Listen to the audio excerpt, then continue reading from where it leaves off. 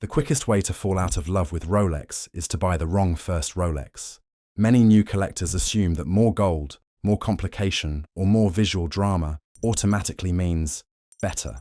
In reality, your first crown should be a watch you can wear anywhere. That feels natural with your lifestyle and wardrobe. Some Rolex references are magnificent in the abstract, but they make terrible starting points if you are just stepping into the brand.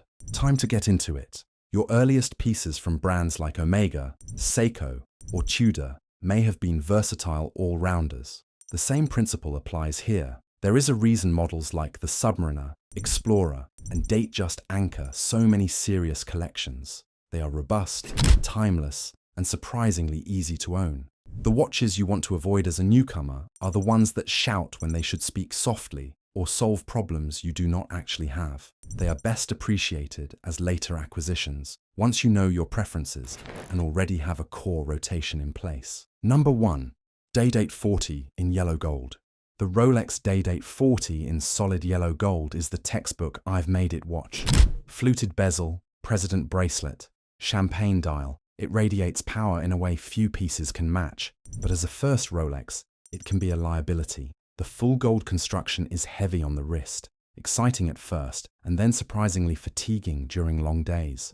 Polished surfaces and sharp fluting collect hairline scratches with almost no effort, and when you have stretched to buy it, every mark feels like a small financial bruise. Beyond that, a steel Submariner quietly signals that you love watches. A yellow gold day-date can signal that you love being seen. Many new owners in their 40s and 50s quickly realize that they hesitate to wear it to work, to casual dinners, or while traveling. A first Rolex that lives in the safe is not a success. Number 2.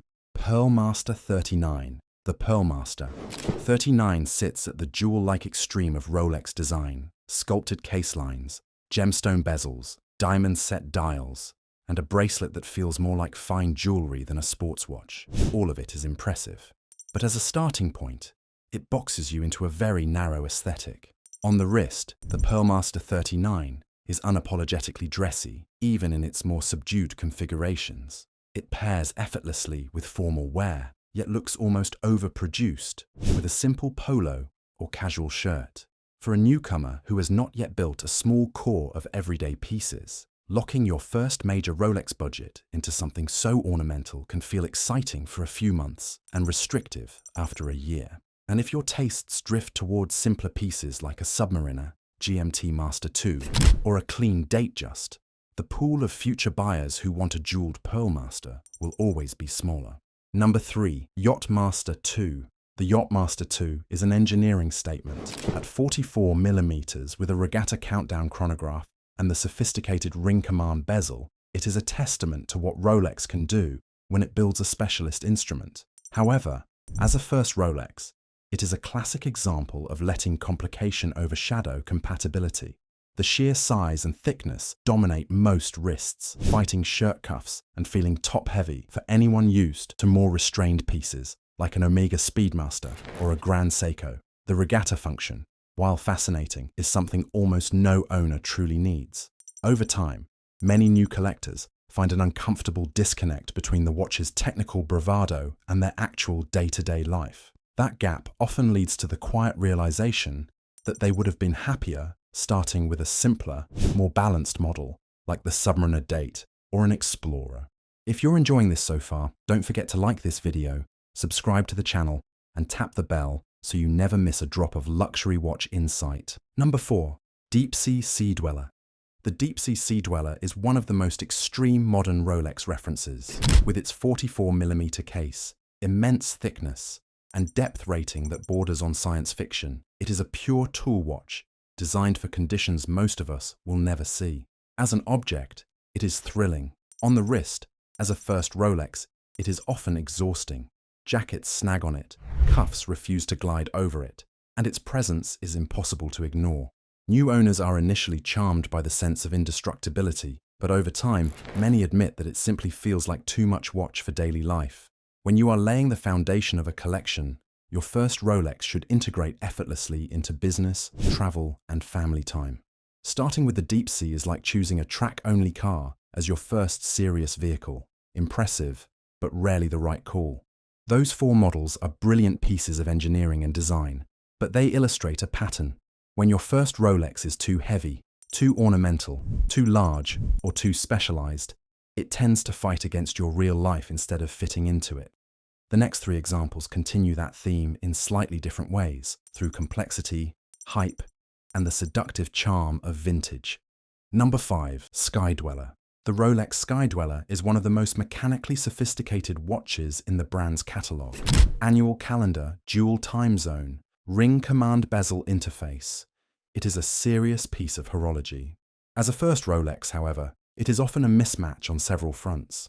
The case wears large and broad, especially in steel with a white gold fluted bezel, and it has a commanding presence that suits confident, experienced collectors more than someone just easing into the brand.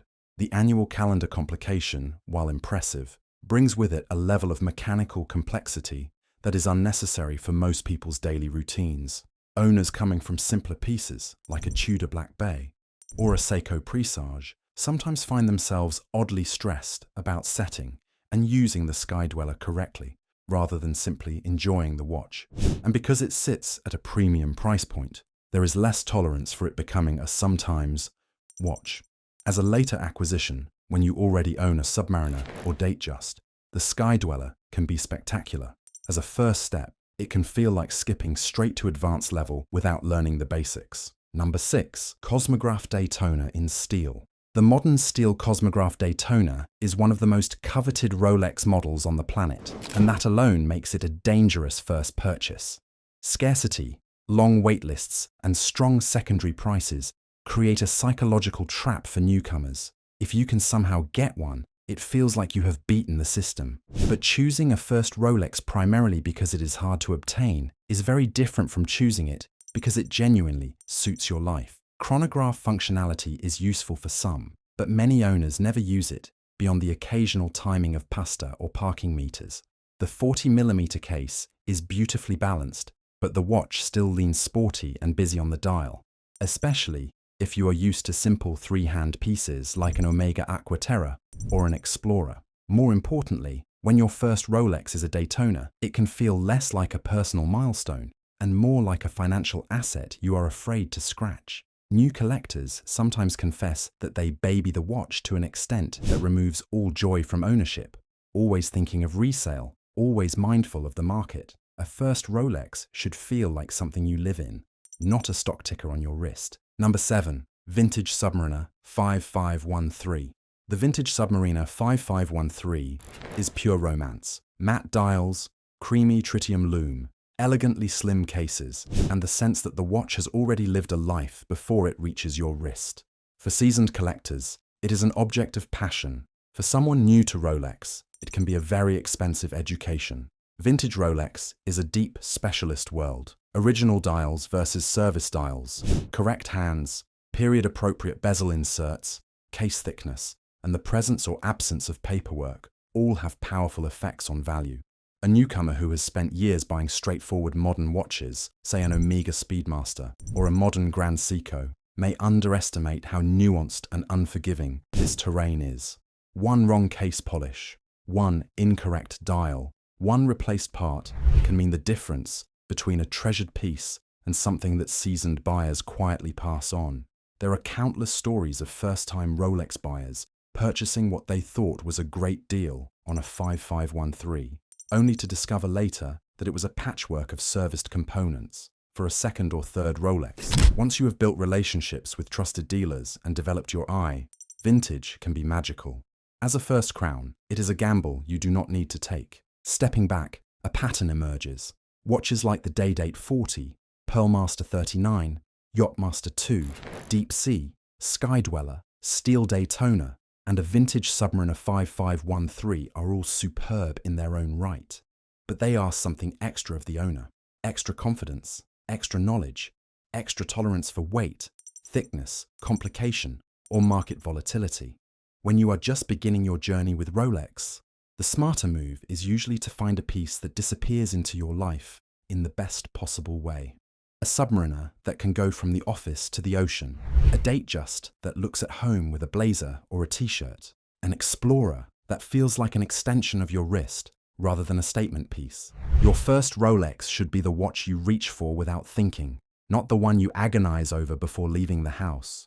It should feel like a quiet affirmation of your taste and your stage of life, rather than a costume you put on for other people.